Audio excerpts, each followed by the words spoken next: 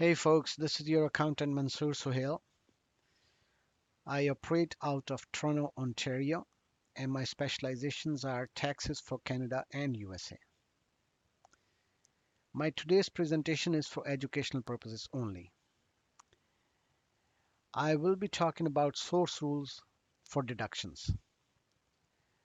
So, if a foreign person is only a passive investor in the United States, we do not need to source his income. His income is taxed on a gross basis through a flat rate withholding tax. If a foreign corporation has a branch office in the United States, it will be taxed on its net income effectively connected with United States. A US person's foreign tax credit limitation is based on the ratio of net taxable income from foreign sources to net income from all sources. In computing taxable income from sources within or without the United States, a taxpayer can deduct expenses and losses directly related to either US or foreign source gross income. Allocation. The first step in sourcing a deduction is to allocate it to a related income producing activity or class of gross income.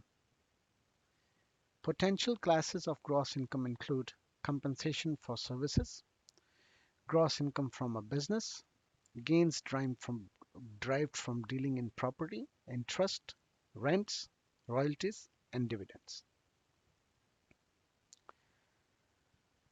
The allocation rules emphasize the factual relationship between a deduction and a class of gross income. Most deductions are definitely related to a specific class of gross income. Some deductions are related to all gross income. Let's take a look at an example. We have a USA corporation, which is a domestic corporation. It derives 800,000 of gross income from sales of services and 200,000 of gross income from product sales. USA corporation expenses include 500,000 of salaries paid to service technicians, 130,000 of salaries paid to product salespersons, and 100,000 of rent paid on its headquarters office. Because the rent expense is related to all the USA corporation's gross income, USACO allocates 80% of the rent expenses to sales and 20% to the product sales. Step 1 is to allocate deductions to a class of gross income. Compensation for services, gross income from business, gains from dealing in property, interest, rents, royalties, and dividends. Step 2, apportion deductions between US and foreign sources. Gross income, gross sales, units sold, cost of goods sold, profit contributions, expenses incurred, assets used, salaries paid, space utilized, and time spent.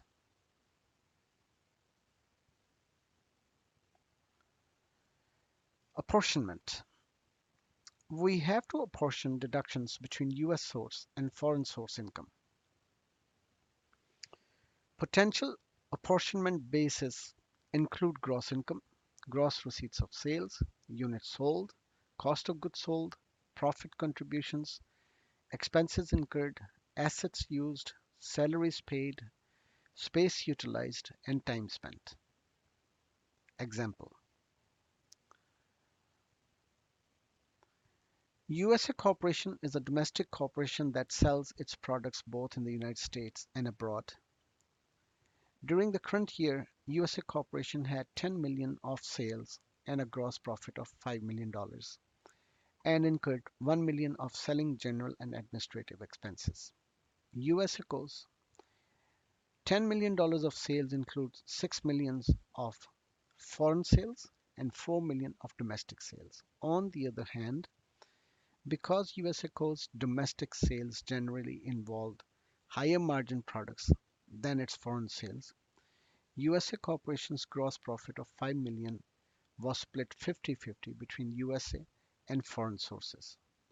So if USA Corporation uses gross profit as an apportionment base, it would apportion $500,000 of SG&A expenses to foreign source income, that is 50% times 1 million of SG&A expenses, as opposed to 600,000 if gross sales is used as an apportionment basis. USACO customers sales equals $4 million. Gross profit is $2.5 million. SG&A is $1 million. Foreign customers sales is $6 million. Gross profit is 2.5 million.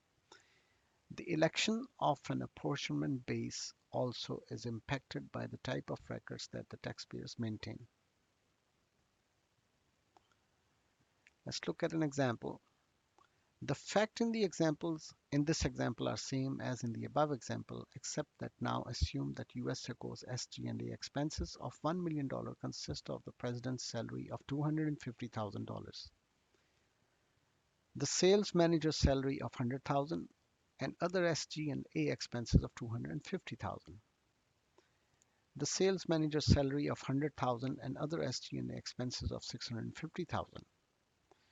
Also assume that USACO's president and sales manager maintain time records, which include that the president devoted 30% of her time to foreign operations and 70% of the domestic operations, while the sales manager devoted 40% of her time to foreign operations and 60% of the domestic operations.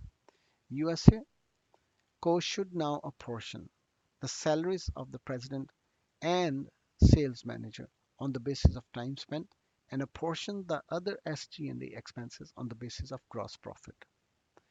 Therefore, USACO's apportions to foreign source income $75,000 of the president's salary, which is 30% of 250,000. 40,000 of the remaining SG&A expenses, that is 50% times 650,000, for a total of 440,000 of SG&A expenses apportioned to foreign source income. So now USACO, we have US customers sales equals 4 million, gross profit is 2.5 million, SG&A is 1 million, president's salary 30% of foreign is equal to 250,000 and manager's salary 40% of foreign is equal to 100,000. Other SG&A is 650,000. Foreign customers sales is 6 million, gross profit is 2.5 million. Let's talk about interest expenses. Let us assume a USA corporation arranges a second mortgage on its factory in the United States and uses the proceeds to buy an office building in a foreign country. Interest incurred on these funds is related to all the taxpayers' activities and property will be allocated to all the taxpayers' gross income. Interest expenses apportioned between US and foreign sources income using the relative basis of US and foreign assets as an apportionment basis. For example, if 20% of taxpayers' assets are foreign in nature, then that taxpayer must apportion 20% of its interest expenses to foreign source income.